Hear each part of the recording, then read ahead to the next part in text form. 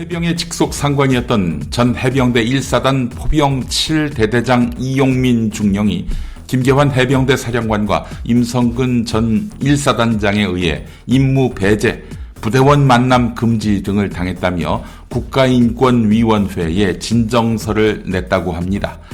김계환 이자의 행보가 아리송합니다.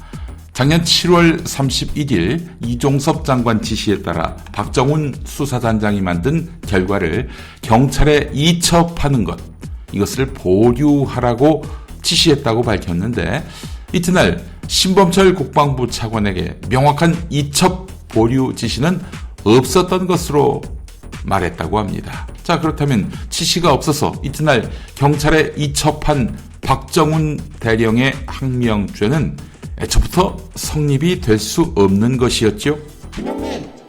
더불어민주당이 18개 상임위원회 중 11개 위원장을 단독 선출한 밤, 5선의 국민의힘 나경원 의원이 밤샘 농성을 이어가야 한다라고 말했지요.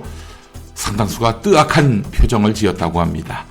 역대 최약체 여당이라는 평가를 받고 있는 국민의힘, 공천만 받으면 당선되는 영남 텃밭 출신들로 구성된 원내 지도부 때문이다, 이런 분석이 나오고 있다고 합니다. 이런 가운데 국민의힘에서는 남은 7개 상임위원장 자리라도 얻어야 한다, 그렇기 때문에 고개 숙이고 들어가야 한다 라는 타협론이 고개를 들고 있다고 합니다. 자, 이러면 초강공으로 나오는 민주당에게 백기를 드는 셈이지요. 정부 부처에서 갑자기 업무 보고를 취소하는 사례가 늘고 있다라는 박찬대 더불어민주당 원내대표의 분노가 있었습니다. 야당 주도의 국회 회의엔 안 들어오면서 국민의힘이 자체적으로 꾸린 특별위원회, 여기에는 참석하는 관료들이 생기자 민주당이 경고하고 나선 것입니다. 민주당은 청문회, 동행명령, 고발 등을 활용한 전방위적 출석 압박을 예고했습니다. 이미 이재명 대표는 공무원 연금 안 받고 싶냐, 이렇게 경고한 바 있습니다. 집권 여당의 눈치도 봐야 하는 부처 공무원들, 당혹스럽다고 합니다. 김건희 씨 명품 가방 수수 의혹을 아무 조사 없이 종결 처리하며 조사가 직권남용이 될 수 있다라고 한 국민권익위원회. 지난해 국회 국정감사에서는 사건 대다수는 현장 조사를 실시한다라고 밝힌 것으로 확인됐습니다. 김건희 앞에서 이 원칙이 달라진 셈이지요. 한편 김건희에게 명품 가방을 건넨 최재형 목사가 자신을 조사 한 번도 하지 않고 사건을 종결 처리한 권익위원회에 굉장히 분노했다라는 입장을 냈습니다.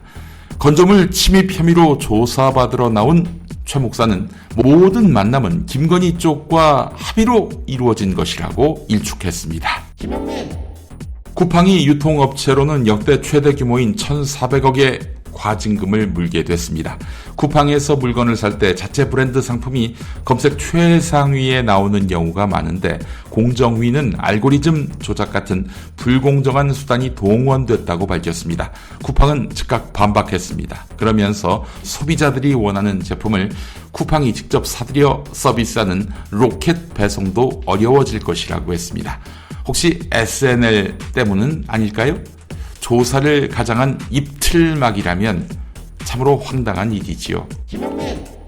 초대 행정안전부 경찰국장이었던 김순호 전 치안정감의 과거 프락치 활동 의혹에 관한 조난 자료 유출 경위를 경찰이 수사하고 있는데, 이런 경찰이 시민단체를 압수수색했습니다.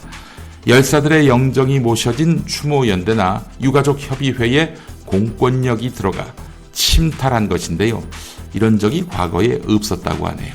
2년 전에 김순호 전 치안정감은 과거 노태우 정권 당시 운동권 동료를 사찰하고 밀고 해 경찰에 특채됐다는 의혹을 받았고, 이 과정에서 보안사 조난 자료를 통해 이 같은 의혹은 사실로 확인됐습니다.